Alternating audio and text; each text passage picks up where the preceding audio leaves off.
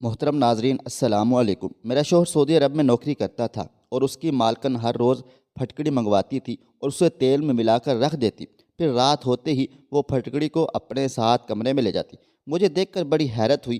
ایک دن راز جاننے کے لیے اس کے کمرے میں چھپ گئی اور پھر اس عورت نے پھٹکڑی کو اپنے ساتھ کمرے میں لے جاتے ہوئے مجھے دیکھ کر بڑی حیرت ہوئی۔ ایک دن راز جاننے کے لیے میں اس کے کمرے میں چھپ گئی اور پھر اس عورت نے پھٹکڑی کو اپنے میرا نام صبیہ ہے۔ شادی سے پہلے میں ایک غریب خاندان سے فیملی سے تعلق رکھتی تھی۔ میں گاؤں کی رہنے والی تھی، لیکن پھر بھی میں نے سرکاری اسکول سے 10ویں کلاس تک تعلیم حاصل کی تھی۔ میں بہت زیادہ خوبصورت نہیں تھی، لیکن بس میڈیم سی تھی۔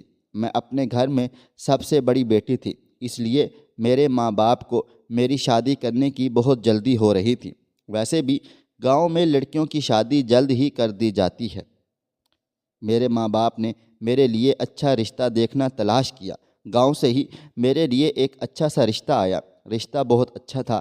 لڑکا رہنے والا تو گاؤں کا ہی تھا، لیکن اس کی نوکری سعودی عرب میں لگی ہوئی تھی اور اس کی نوکری بہت زیادہ اچھی تھی۔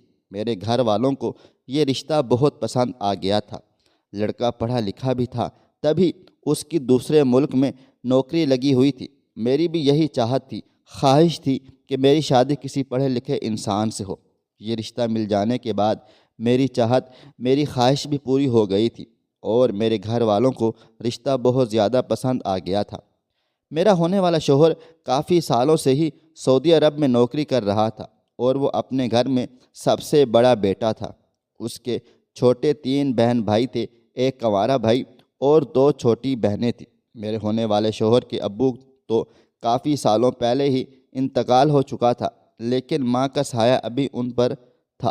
ہمارا رشتہ فوٹو دیکھ کر ہی طے ہو گیا تھا۔ میرا فوٹو لڑکوں کو دکھا دی گئی اور لڑکے کی فوٹو مجھے دکھا دی گئی تھی۔ کیونکہ لڑکا سعودی عرب میں نوکری کرتا تھا، اس لیے وہ بار بار یہاں پر نہیں آ سکتا تھا۔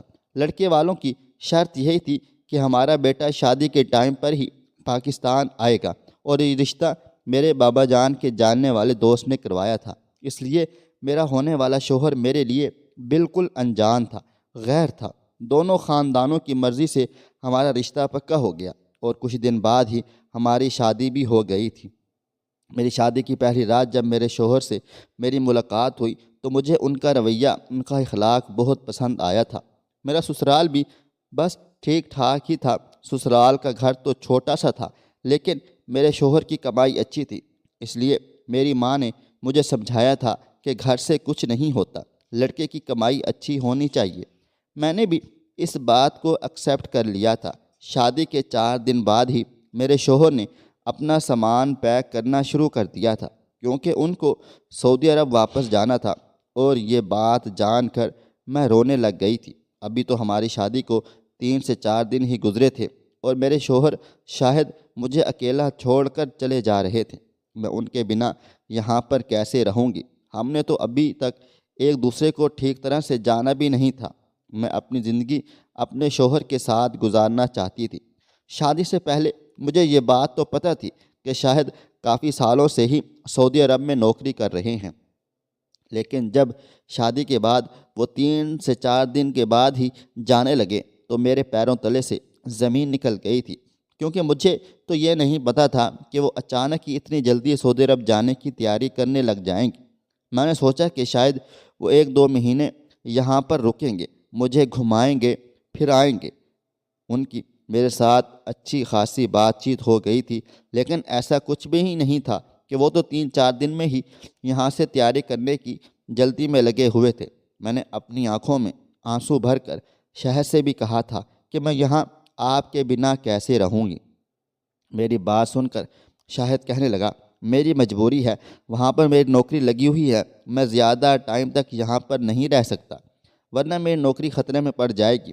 ویسے تو میں یہاں پر 2 مہینے کی چھٹیوں پر آیا تھا، لیکن کمپنی نے اچانک ہی میری چھٹیاں کینسل کر کے مجھے واپس بلا لیا ہے۔ شاید وہاں پر کام زیادہ ہے، اس لیے بار بار میرے پاس وہاں سے فون آ رہے ہیں۔ یہ سن کر میری آنکھیں نم ہو گئی تھیں اور مجھے غصہ بھی آ رہا تھا اس بات پر کہ مجھے کسی پردیسی سے انسان سے شادی ہی نہیں کرنی چاہیے تھی۔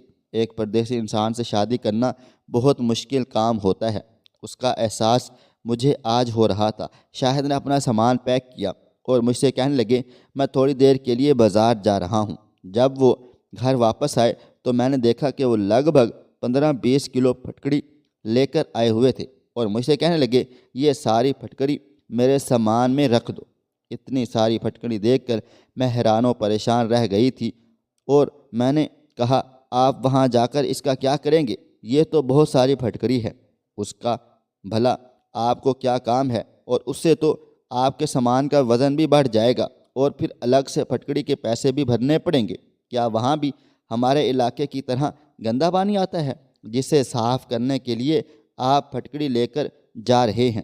میں نے اپنے حساب سے ہی اپنے شوہر کو یہ ساری بات بتا دی تھی، کیونکہ میری ماں جی ہمیشہ ہی برتنوں کو صاف کرنے کے لیے تھوڑے سے برتن میں پھٹکڑی ڈال کر برتن کو گھما کر نکال لیتی تھیں۔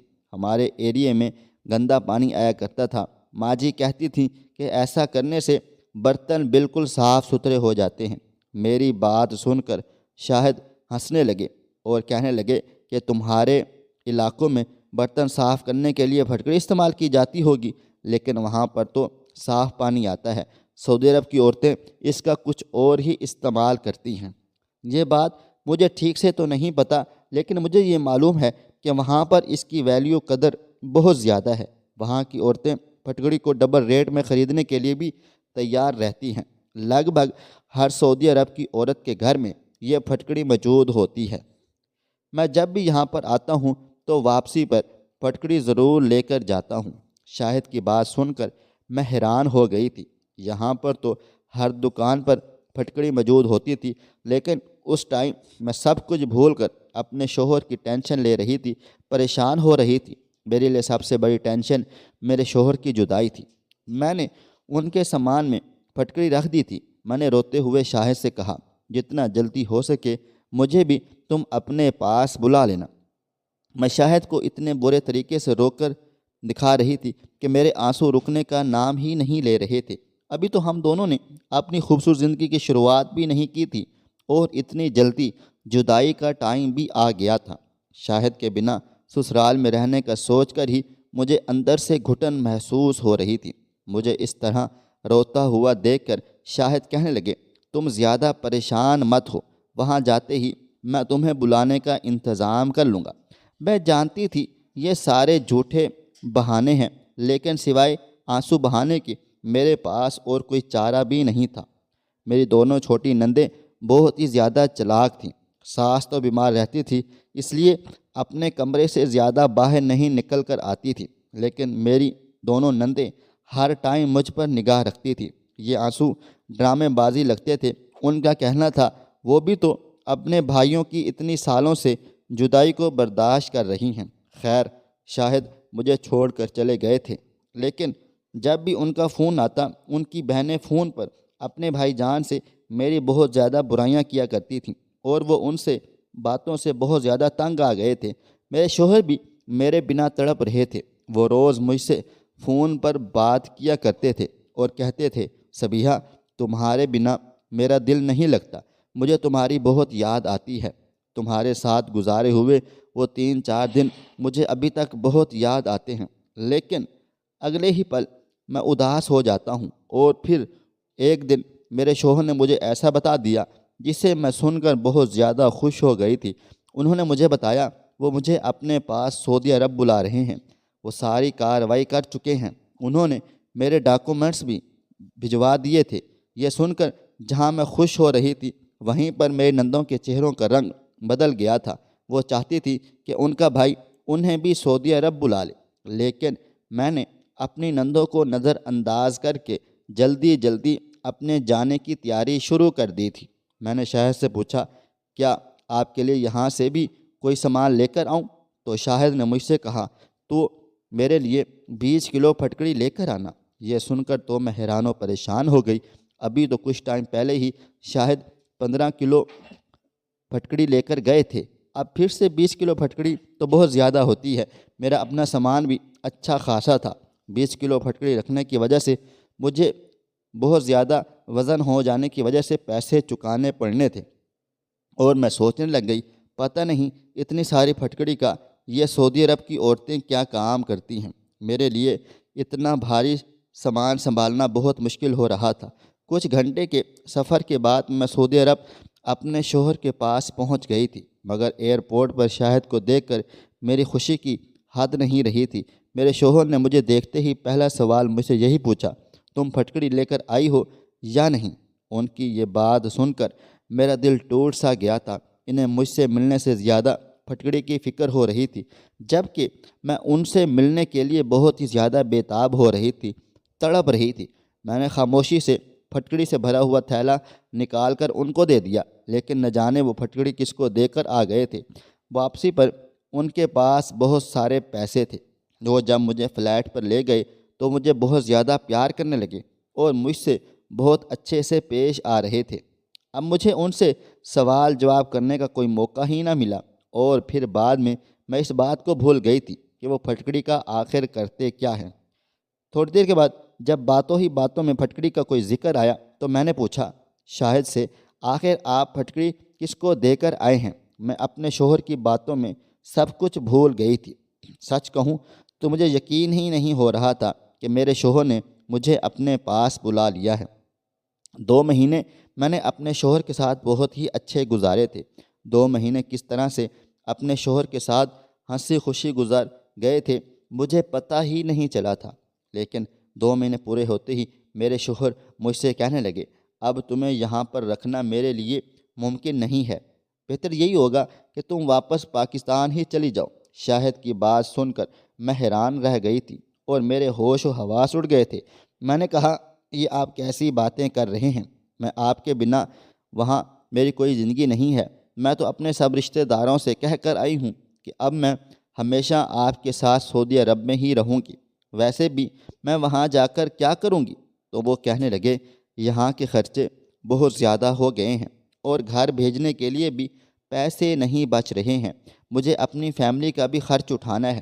میری ماں بار بار فون پیسوں کے لیے کر رہی ہے اور بہنوں کی بھی اسکول کی فیس جمع کرانی ہے، وہ بھی مجھے روز فون کر کے تنگ کر رہی ہیں، اور تمہارے یہاں ہونے کی وجہ سے میرے سارے پیسے خرچ ہو جاتے ہیں۔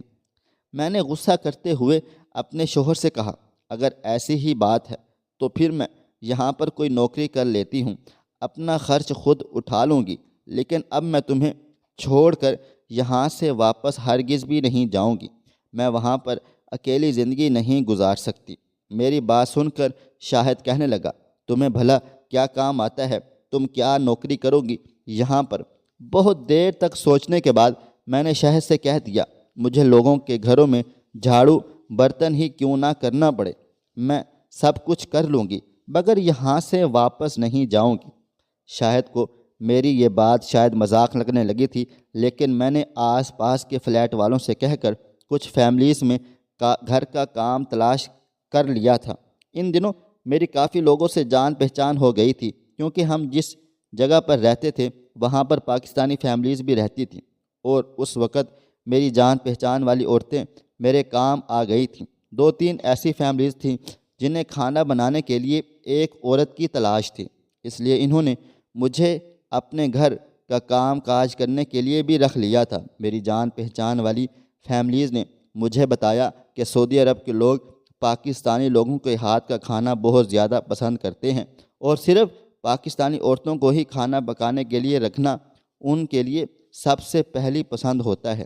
مجھے 3-4 گھروں میں ایک ساتھ کام کرنے کا موقع مل گیا تھا۔ میں اس بات سے بہت زیادہ خوش ہو گئی تھی اور میری خوشی کی کوئی حد نہ رہی تھی۔ کسی کے گھر مجھے صرف کھانا پکانے کی نوکری مل گئی تھی، تو کسی کے گھر صرف جھاڑو برتن کرنے کی نوکری ملی تھی۔ مجھے کام کرنے کے اچھے خاصے پیسے مل رہے تھے، جس سے میں آسانی سے شاہد کے ساتھ رہ سکتی تھی۔ کھانا پکانا تو میں پہلے سے ہی جانتی تھی، کیونکہ کوکنگ میں تو شادی سے پہلے ہی بالکل ہی ایکسپرٹ تھی۔ میں یوٹیوب پر دیکھ کر طرح طرح کے کھانے بناتی رہتی تھی، اور اب یہی بات میرے کام آنے والی تھی۔ رات کو جب شاہد گھر پر لوٹے اور میں نے انہیں بتایا کہ مجھے آس پاس کے گھروں میں کھانا بنانے کی اور صاف صفائی کی نوکری مل گئی ہے، اور ان لوگوں نے مجھے اپنے گھر پر کام پر بھی رکھ لیا ہے۔ یہ بات سن کر میرے شوہر حیران و پریشان رہ گئے تھے اور کہنے لگے، تم نے تو سچ میں ہی کوئی کام دھندہ ڈھونڈ لیا ہے، لیکن میں تمہیں دوسروں کے گھر جا کر کام کرنے کی اجازت نہیں دے سکتا۔ شاہد نے میری ساری خوشی خاک میں ملا دی تھی، لیکن میں اتنی آسانی سے ہار ماننے والی نہیں تھی۔ شاہد کی بات سن کر میں زور زور سے رونے لگ گئی تھی۔ میرے آنسوؤں نے شاہد کے دل کو موم کر دیا تھا۔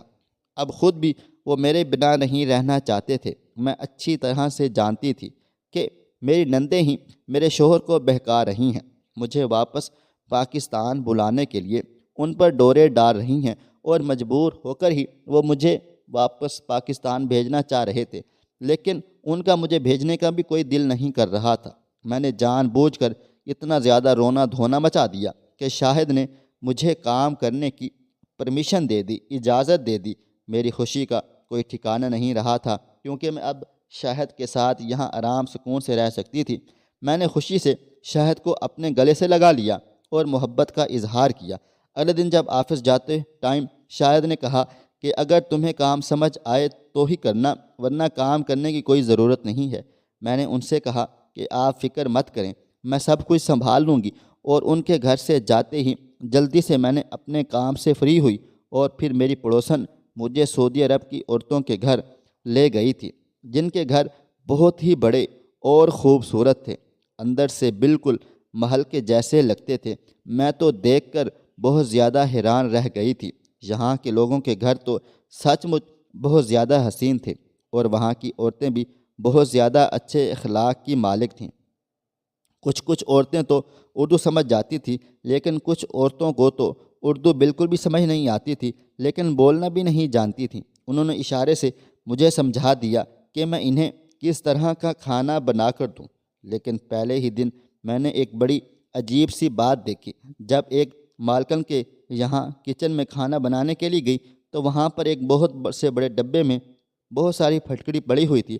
پھٹکڑی کو دیکھتے ہی مجھے یاد آیا کہ شاہد اور میں بھی تو پاکستان سے اتنی ساری پھٹکڑی لے کر آئے تھے، پتہ نہیں شاہد نے اس پھٹکڑی کا کیا کیا تھا، کیا پتہ یہاں کی عورتیں اس پھٹکڑی کا کیا کرتی ہیں۔ لیکن یہ سوال میں کس سے پوچھتی، کیونکہ گھر میں موجود جتنے بھی نوکر تھے وہ سب اردو نہیں جانتے تھے اور نہ ہی انگلش جانتے تھے، اور شاہد تو پہلے ہی بتا چکے تھے کہ انہیں اس بارے میں کچھ بھی عطا پتہ نہیں ہے۔ شاہد نے بھی یہی بتایا تھا کہ یہاں کی عورتیں پھٹکڑی کا کیا کرتی ہیں، اس بارے میں انہیں نہیں معلوم۔ میں انہی سوچوں میں گم ہو گئی تھی، اور 2-3 گھنٹے میں میں نے وہاں کا کھانا بھی بنا دیا تھا۔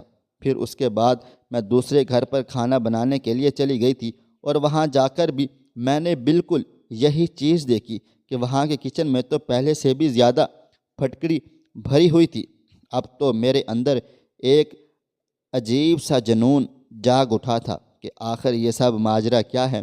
میں نے ایسا کچھ بھی نہیں دیکھا تھا۔ مجھے کھانا پکاتے ہوئے تھوڑی ہی دیر گزری تھی کہ ایک عورت کچن میں آئی۔ اس نے پھٹکڑی کا ٹکڑا نکالا اور ایک برتن میں پانی لیا، پھٹکڑی کا ٹکڑا اس برتن میں ڈال دیا اور اس کو ڈھک کر کونے میں رکھ دیا تھا۔ پتہ نہیں اس نے پانی میں پھٹکڑی ڈبو کر کیوں رکھی ہوئی تھی۔ مجھے معلوم نہیں ہو سکا کہ وہ عورت ایسا کیوں کر رہی تھی، کیونکہ وہ یہ کام چوری چپکے کر رہی تھی، اور میں نے کام کرتے ہوئے اسے دیکھ لیا تھا۔ جیسے وہ نہیں چاہتی تھی کہ میں اس کی طرف دیکھوں۔ اس بات پر تو میں اور بھی زیادہ حیران ہوئی تھی۔ خیر، میرا پہلا دن تھا اور بہت اچھا گزرا تھا۔ میں سارے ہی گھروں میں کھانا بنا کر اور صاف صفائی کر کے 6-7 گھنٹے میں فری ہو گئی تھی، اور شاہد کے گھر لوٹنے سے پہلے ہی میں گھر چلی گئی تھی۔ کھانا پکانے کا تو مجھے ہمیشہ سے ہی شوق تھا، اس لیے یہ کام مجھے بالکل بھی بھاری معلوم نہیں ہو رہا تھا۔ شام کو جب شاہد گھر آئے تو انہوں نے مجھ سے ڈھیروں سوال پوچھے، تو میں نے انہیں دلاسا دیا کہ کام بہت اچھا ہے اور مجھے یہاں پر کسی بھی طرح کی کوئی تکلیف نہیں ہے۔ آپ چاہو تو میری ساری سیلری اپنے گھر بھیج سکتے ہیں، مجھے بس آپ کا ساتھ چاہیے، میں آپ کے ساتھ کیسے بھی یہاں پر گزارا کر لوں گی۔ میری بات پر میرے شوہر مسکرانے لگے تھے۔ آخر یہ سب میں ان کے ساتھ رہنے کے لیے ہی تو کر رہی ہوں۔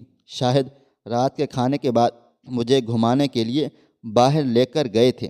جب سے میں سعودی عرب میں آئی تھی تب سے وہ پہلی بار مجھے باہر لے کر گئے ہوئے تھے۔ ان کے ساتھ باہر گھومنے میں مجھے بہت سکون مل رہا تھا، مزہ آ رہا تھا، ورنہ اب تک تو میرے سر پر یہی ٹینشن تھی کہ کہیں میرے شوہر مجھے یہاں سے واپس نہ بھیج دیں۔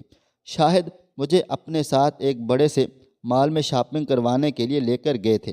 اس رنگین دنیا میں پہنچ کر میں کھوس ہی گئی تھی۔ مال میں بڑی بڑی سونے کی دکان تھی اور یہاں پر تو ہر عورت ہی ڈھیر سارا سونے پہنے ہوئے تھی۔ میں نے کبھی بھی کسی عورت کو کھلے عام اتنا سونا پہنے ہوئے نہیں دیکھا تھا۔ میں اب تک یہی سمجھا تھا کہ شاید سعودی عرب میں تو بڑے بڑے گھروں کے علاوہ اور کچھ بھی نہیں ہے، لیکن یہاں پر تو لوگوں نے کچھ زیادہ ہی ترقی کر لی تھی، اور آج پہلی بار میں نے یہاں کا ماحول دیکھا تھا۔ ہم نے خوب ساری شاپنگ کی اور میرے شوہر نے مجھے وہاں کی آئس کریم بھی کھلائی تھی۔ گھر آتے ٹائم راستے میں ہمیں شاہد کے ایک دوست مل گئے تھے۔ شاید وہ آفس کے ہی دوست تھے، ان کے ساتھ ان کی بیوی بھی موجود تھی۔ شاہد نے مجھے اپنے دوست اور ان کی بیوی سے ملوایا۔ وہ لوگ بہت ہی زیادہ اچھے لگ رہے تھے، اور جب انہیں پتہ چلا کہ میں شادی کے بعد پہلی بار پاکستان سے یہاں پر آئی ہوں تو انہوں نے مجھے اور شاہد کو اپنے گھر پر اگلے ہی دن ڈنر کے لیے بلا لیا تھا۔ وہ لوگ بھی سعودی عرب میں ہی رہتے تھے، لیکن ان کی اردو کافی اچھی تھی۔ شاہد نے ان سے کافی منع بھی کیا کہ ہم لوگ ڈنر پر نہیں آ سکتے، لیکن وہ نہیں مانے، اور جب زیادہ ہی ضد کرنے لگے تو میرے شوہر نے ان کے ڈنر کی آفر کو ایکسیپٹ کر لیا تھا۔ میں شاہد کے دوست کے گھر جانے کے لیے بہت ہی زیادہ خوش و خرم تھی، کیونکہ میں نے ابھی تک وہاں کے لوگوں کے ہاتھ کا بنا ہوا کھانا نہیں کھایا تھا، کیونکہ میں تو پاکستانی تھی اور اپنے ہاتھ سے ہی کھانا بنا کر کھا رہی تھی، اور یہاں آ کر کسی کے گھر دعوت پر بھی پہلی بار ہی جا رہی تھی۔ اگلے دن میں نے سبھی لوگوں کے گھروں میں کام کیا اور کھانا بنایا، اور واپس آتے ہی جلدی جلدی تیار ہو گئی تھی۔ شاہد جی کہہ کر گئے تھے کہ وہ جلدی ہی کام سے لوٹ آئیں گے اور پھر ہم لوگ ان کے دوست کے گھر چلے جائیں گے۔ شاہد کے آتے ہی ہم دونوں نے ان کے دوست کے گھر کے لیے نکل گئے تھے۔ ان کے دوست اور ان کی بیوی نے بہت ہی اچھی طرح سے ہمارا ویلکم کیا تھا، ہمیں خوش آمدید کہا تھا۔ میں شاہد کے دوست کا گھر دیکھتی ہی رہ گئی تھی۔ گھر باہر سے جتنا خوبصورت سا، اندر سے اس سے بھی کئی گنا زیادہ خوبصورت تھا۔ ان کے 2 پیارے سے بیٹے تھے اور ایک چھوٹی سی 3 مہینے کی بیٹی بھی تھی۔ چھوٹی بیٹی کو دیکھتے ہی زیادہ پیار آ گیا۔ شاہد کے دوست کی بیوی کا نام عالیہ تھا۔ وہ کچن میں کھانے کی تیاری کر رہی تھی۔ میں بھی انہی کے پاس جا کر کھڑی ہو گئی تھی۔ مجھے دیکھ کر وہ مسکرا کر کہنے لگی، بھابھی آپ بیٹھ جاؤ، میں بس کھانا تیار کر کے آپ کے پاس آتی ہوں۔ میں نے ان کی بات کو اگنور کرتے ہوئے کہا، میں آپ کی مدد کروا دیتی ہوں، اور پھر میں ان کی مدد کروانا شروع کر دی تھی، اور تبھی میری نظر عالیہ بھابھی کے کچن میں رکھی ہوئی پھٹکڑی پر پڑی۔ انہوں نے بھی پھٹکڑی کو ایک ڈبے میں رکھا ہوا تھا۔ یہ ٹرانسپیرنٹ تھا، اسی وجہ سے مجھے اس کے اندر کی پھٹکڑی ٹھیک سے دکھائی دے رہی تھی۔ ایک بار پھر سے میرے دل میں یہی سوال اٹھا کہ آخر یہ سعودی عرب کی عورتیں پھٹکڑی کا کیا کرتی ہیں؟ میں نے سوچا کہ میں اس پھٹکڑی کا راز عالیہ سے ہی پوچھ لیتی ہوں، مگر عالیہ بھابھی سے پوچھنے میں مجھے تھوڑی جھجک، شرم محسوس ہو رہی تھی، کیونکہ جس گھر میں میں کام کیا کرتی تھی وہاں کی مالکن نے چھپانے کے انداز میں پھٹکڑی کو پانی میں ڈال کر رکھا تھا۔ پتہ نہیں اس کے پیچھے کون سی بات ہو سکتی ہے۔ عالیہ بھابھی کا تو دھیان کھانا بنانے میں لگا ہوا تھا۔ اب مجھ سے رہا نہیں گیا تو میں نے ان سے پوچھ ہی لیا، یہ پھٹکڑی یہاں پر کیوں رکھی ہوئی ہے؟ آخر آپ لوگ اتنی ساری پھٹکڑی کا کیا کرتے ہیں؟ ہمارے ہاں تو پھٹکڑی اتنی زیادہ تعداد میں کچن میں نہیں رکھی جاتی ہے۔ میری یہ بات سنتے ہی عالیہ بھابھی کے چہرے کا رنگ بدل گیا، اور اس نے جلدی سے پھٹکڑی کے ڈبے کو اٹھا کر سائیڈ میں رکھ دیا، اور اس کا انداز بھی بڑا عجیب و غریب سا تھا۔ میری بات کا جواب دیے بنا وہ کھانا بنانے میں مصروف ہو گئی تھی، تو میں بھی خاموش ہو گئی، کیونکہ دوبارہ پوچھنے میں مجھ میں ہمت نہیں ہو رہی تھی، اور مجھے اچھا بھی نہیں لگ رہا تھا۔ عالیہ نے بہت ہی مزیدار کھانا بنایا تھا۔ دعوت بہت ہی اچھی رہی تھی۔ ہم ان لوگوں سے اجازت لے کر اپنے گھر لوٹ آئے تھے۔ ہمیں ان کے گھر جانا بہت اچھا لگا تھا، پر سارے راستے میرے دماغ میں پھٹکڑی چلتی رہی تھی۔ شاہد نے میرا گمسم سا انداز دیکھا تو مجھ سے پوچھنے لگے کہ تمہیں کیا ہوا ہے؟ میں نے شاہد کو ساری بات بتا دی، کس طرح میں نے یہاں پر کافی گھروں میں پھٹکڑی کے بڑے بڑے ڈبے دیکھے تھے اور آج عالیہ بھابھی کے کچن میں بھی بہت ساری پھٹکڑی دیکھی تھی جو کہ ایک بہت سے بڑے سے ڈبے میں موجود تھی۔ آخر سعودی عرب کی عورتیں کیا کرتی ہیں؟ میری بات سن کر میرے شوہر ہنس پڑے اور کہنے لگے، تم عورتیں تو چھوٹی چھوٹی باتوں پر سوچ و بچار کرنے لگ جاتی ہو۔ آخر یہاں پر عورتیں پھٹکڑی کچھ بھی کرتی ہوں، ہمیں اس سے کیا مطلب ہے؟ لیکن مجھے تو سچائی کے بارے میں جاننا تھا، کیونکہ پھٹکڑی تو ہمارے پاکستان میں بھی پائی جاتی تھی، پر وہاں پر تو کوئی ایسا تجربہ نہیں کیا جاتا تھا جتنا یہاں پر کیا جاتا ہے۔ شاہد نے کہا، چلو میں تمہیں پتہ کر کے اس بارے میں بتاتا ہوں کہ آخر یہاں کی عورتیں پھٹکڑی کے ساتھ کیا کرتی ہیں اور اس کے پیچھے کیا راز ہے۔ آہستہ آہستہ دن گزرتے چلے جا رہے تھے، میرا کام بہت ہی اچھی طرح سے جم گیا تھا۔ مجھے وہاں کے گھروں میں کھانا پکانے کی عادت سی ہو گئی تھی۔ میرے ماں باپ کی مجھ سے ہر دوسرے تیسرے روز فون پر بات چیت ہوتی رہتی تھی۔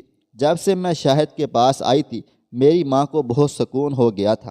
میں نے اپنی ماں سے کئی بار پھٹکڑی کے بارے میں بہت سارے سوالات پوچھے تھے، کہیں میری ماں کو پھٹکڑی کے بارے میں کچھ پتہ ہو، لیکن میری ماں کو بھی زیادہ جانکاری نہیں تھی۔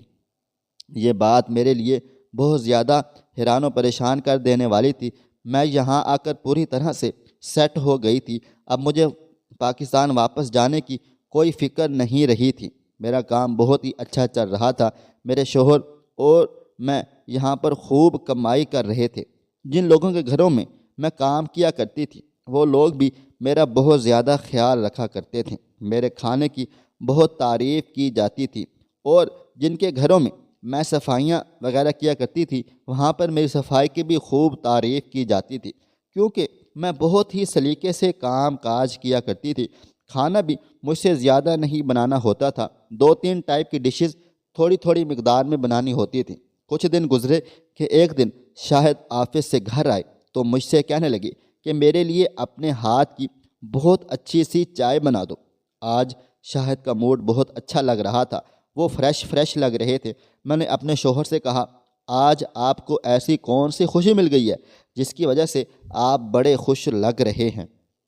شاہد نے کہا، میں تمہاری پریشانی کا حل لے کر آیا ہوں۔ آج تم جلدی سے میرے لیے چائے بنا کر فرصت سے میرے پاس آ کر بیٹھ جاؤ۔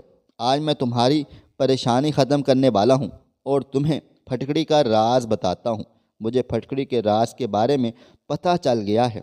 میں پھٹکڑی کے راز جاننے کے لیے بہت زیادہ ایکسائٹڈ تھی، جذباتی تھی، اس لیے میں نے جلدی سے اپنے شوہر کے لیے چائے بنائی اور سارے کام سے فری ہو کر ان کے پاس آرام سے آ کر بیٹھ گئی تھی۔ شاہد نے مجھے بتایا کہ سعودی عرب کی عورتیں یہ نہیں چاہتی کہ یہ راز کبھی بھی کسی کو پتہ چلے، کیونکہ پھٹکڑی کا یہ استعمال ان کے پرانے زمانے سے چلا آ رہا ہے اور وہ اسے اپنے تک ہی رکھنا چاہتی ہیں۔ اس لیے عالیہ بھابھی نے بھی تمہیں اس بارے میں کچھ بھی نہیں بتایا تھا۔ شاہد کی بات سن کر مجھے بہت زیادہ خوشی ہونے لگ گئی تھی کہ آخر اس پھٹکڑی سے ایسا بھی کیا کیا جا سکتا ہے جو اس قدر چھپانے والی بات ہے۔ شاہد کہنے لگے، ہر جگہ کی اپنے اپنے الگ رسم و رواج ہوتے ہیں، اسی طرح ہر جگہ کے اپنے اپنے الگ ٹولے اور ٹوٹکے اور علاج ہوتے ہیں۔ تم بھی جب یہاں سے آئی ہو، تم نے بہت ساری چیزیں ایسی دیکھی ہیں جو پاکستان میں نہیں ہوتی، اور جو چیزیں پاکستان میں ہوتی ہیں وہ یہاں پر نہیں ہوتی۔ اس طرح پھٹکڑی کا جو استعمال پاکستان میں کیا جاتا ہے وہ بالکل ہی الگ ہے، جبکہ سعودی عرب کی عورتیں اس سے بالکل الگ طرح کا فائدہ حاصل کرتی ہیں، جو بہت حیران کر دینے والا ہے۔ میں شاہد کی باتوں کو بہت دھیان اور غور و فکر سے سن رہی تھی۔ شاہد نے بتایا کہ اگر پاکستانی عورتوں کو اس کے بارے میں جانکاری ہو گئی تو ہر گھر میں ڈھیر ساری پھٹکڑیں نظر آنے لگ جائیں گی۔ میں نے اپنے شوہر کو گھور کر دیکھا اور کہا، اب بتا بھی دو۔ میری بات سن کر شاہد نے مجھے ایک ایسا راز بتا دیا جسے سن کر میں چونک گئی، پریشان ہو گئی۔ 24-25 سال کی زندگی میں میں نے آج تک پھٹکڑی کا ایسا استعمال نہیں سنا تھا۔ میں نے حیرانی سے پوچھا، شاہد کیا آپ یہ سچ کہہ رہے ہیں؟ شاہد کہنے لگے، ہاں بالکل یہی بات ہے۔ میں نے اپنے سعودی عرب میں رہنے والے بہت ہی قریبی دوست سے اس کے بارے میں پتہ کیا ہے، اور اس نے ہی مجھے یہ پھٹکڑی کا راز بتا دیا ہے۔ میرا یہ دوست وہی ہے جسے میں پاکستان سے لا کر پھٹکڑی مہنگے داموں میں بیچ دیتا ہوں۔ اس سے مجھے کافی منافع حاصل ہوتا ہے، کیونکہ پھٹکڑی یہاں پر بہت زیادہ مہنگی ہے اور پھٹکڑی کا اتنا زیادہ استعمال ہونے پر یہاں سے زیادہ آسانی سے بھی نہیں ملتی ہے۔ اس لیے میں جب بھی پاکستان جاتا ہوں تو وہاں سے پھٹکڑی لے کر ضرور آتا ہوں اور یہاں پر مہنگے داموں میں بیچ دیتا ہوں۔ یہاں کے لوگ مہنگے دام میں آسانی سے خرید لیتے ہیں، اور شاہد نے مجھے بتایا کہ یہاں کی عورتیں پہلے پھٹکڑی سے ایک خاص طرح کی دوائی تیار کرتی ہیں جو انہوں نے اپنے بزرگوں سے تیار کرنا سیکھی ہے۔ پانی میں کچھ سامان ملا کر یہ دوائی تیار کی جاتی ہے اور پھر پھٹکڑی کو اس پانی میں ملانے کے بعد کئی دن کے لیے رکھ دیا جاتا ہے۔ اس کے بعد روز صبح کو نہار منہ پانی والی پھٹکڑی کو پیس کر استعمال کیا جاتا ہے۔ یہاں کی عورتیں روز صبح کو یہ پھٹکڑی والا پانی پیتی ہیں اور اس دوائی کا استعمال وہ لگاتار 3 سے 4 مہینے تک کرتی ہیں، اور ان کا ماننا ہے اس طرح سے ان کے پاس بہت ہی خوبصورت بچہ پیدا ہوگا۔ جو یہاں کی عورتیں پوری لگن سے اس دوائی کو پیتی ہیں، اور تو اور یہ دوائی اس لیے بھی کام آتی ہے، جو عورتیں اس دوائی کو نہار منہ 3 مہینے تک پیتی ہیں ان کے پاس خوبصورت بچہ تو ہوگا ہی ہوگا، لیکن بیٹا ہی پیدا ہوگا۔ اس دوائی کو پینے سے بیٹے کی پیدائش ہوتی ہے۔ یہ بات میرے لیے بہت انوکھی تھی اور عجیب تھی، اور سچ میں شاید نے ٹھیک کہا تھا۔ اگر پاکستانی عورتوں کو اس بارے میں پتہ چل جاتا تو سب کی سب عورتیں اسی ٹوٹکے کو استعمال کرنا شروع کر دیتی، مگر مجھے یہ سمجھ نہیں آیا تھا کہ یہاں کی عورتیں اس بات کو اتنا چھپاتی کیوں ہیں۔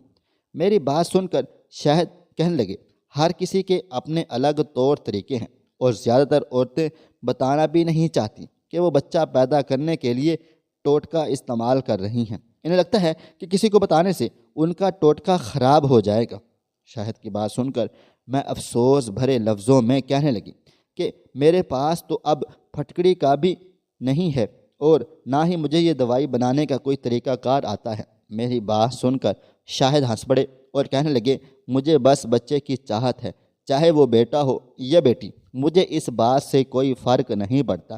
شاہد کی سوچ جان کر مجھے بہت زیادہ خوشی ہوئی تھی، اور دوسرے مردوں کی طرح انہیں اپنے بیٹے کی خواہش ظاہر نہیں کی تھی۔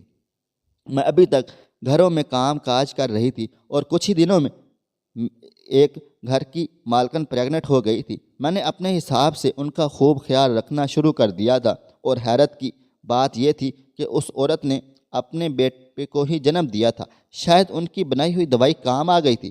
کچھ ہی دنوں میں اللہ تعالیٰ نے مجھے بھی گڈ نیوز دے دی تھی، لیکن میں نے ایسی ویسی کوئی بھی دوائی استعمال نہیں کی تھی، اور میں پورے 9 کے 9 مہینے بالکل فٹ فاٹ رہی تھی۔ 9 مہینے کے بعد جب میں نے بچے کو جنم دیا تو یہ دیکھ کر میں حیران رہ گئی تھی کہ میرا بھی بیٹا ہی پیدا ہوا تھا۔